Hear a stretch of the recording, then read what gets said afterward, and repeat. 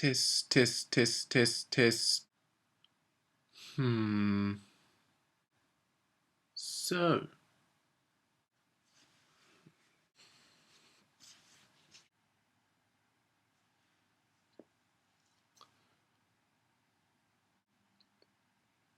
I'm not entirely sure where to start with this.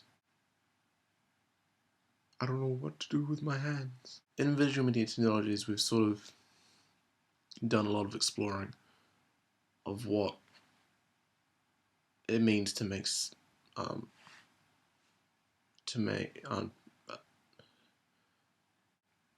and to tell stories with.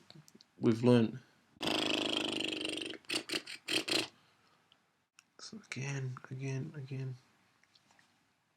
Is we've sort of gained a better understanding of what it means to tell stories visually, particularly in the production of videos and small short films and stuff like that for small screens.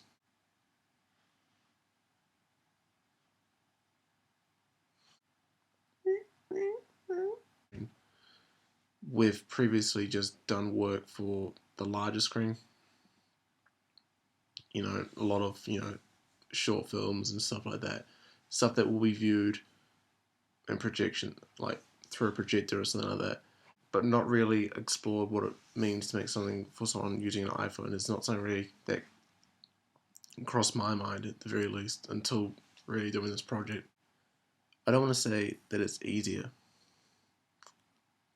but it's certainly a lot less complex, especially when you're using tools like the iPhone to create something for the iPhone. It's the tool to create, which is also the tool that you use to project and to broadcast, which I thought was pretty interesting. It's be more about the camera to the projector, or the camera to the television, sort of like it's so suddenly the means to produce and the means to distribute have become one, which I think is pretty not so much groundbreaking, but interesting, and something that will hopefully be explored later, will continue to be explored. Using the iPhones and stuff, I found that particularly in this one, they, as well as being something that's great to tell stories with, which is the purpose of what we got them for, I also found them to be useful for just everyday use. For example, the Kodak Cinema Tools thing, which has a depth of field calculator and stuff in it. Stuff that can be used for for the industry that we're trying to get into. Again, there's that whole idea of everything becoming one. The producers becoming the distributors, and the consumers becoming the producers. That sort of idea. The producing something for the small screen. I was sort of like it going to when I did photography in high school. The first year that I did it, it was all done with manual film and stuff like that. And so you could, for every frame, you were very careful in constructing frames, because you sort of felt with every shutter click there was like $1.50 going down the drain.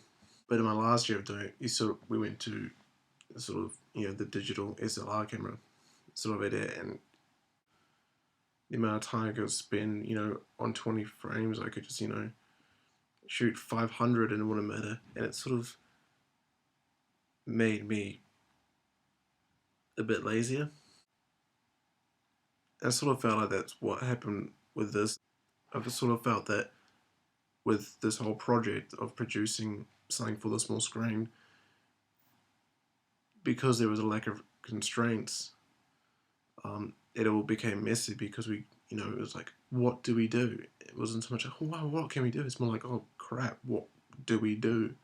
And it just became messy, and all these ideas came flying around, and it sort of became quite rushed towards the end. To do this all again, then I would like to have more constraints. Like, we sort of let me get a bit more comfortable. Have constraints like a genre or something like that, because we were so used to um, the formality of a camera and a tripod, and then just given a cell phone and say go and make something just felt a bit foreign to me. At least it was just like I felt feeling a lot more comfortable with the camera, knowing that this is a storytelling tool, than pick up a cell phone and thinking this is also a storytelling tool. I'm not sure. It's not something I've gotten used to just yet. I probably will eventually. Well, I have to, because this is the sort of industry that you have to adapt. There's one thing I got out of this. It was that gaining was that I got a. If there's anything I got out of this is that I got a better understanding of how the the formalities of the production of visual media is being reduced, um, and that the amount of time and the amount of effort and the amount of equipment is also being reduced as a result of that, and that's still something that I'm still coming. Like I've gained a better understanding of it, but it's also still something coming to terms with. It's kind of that question that Dan asked us at the end of it all, stating and where he said that why are you paying thousands of dollars a term or a semester for something that you can just figure out yourself. But I guess it's you can just pick it up and use it, but and figure it out yourself. But might as well get trained to do it. You have to have understanding of where it came from to understand where it's going. But you have to understand what they had to go through to get their final result, to understand how they're going to get the final result in the future. It's the main thing I got out of this. So, yeah, that's all. Bye.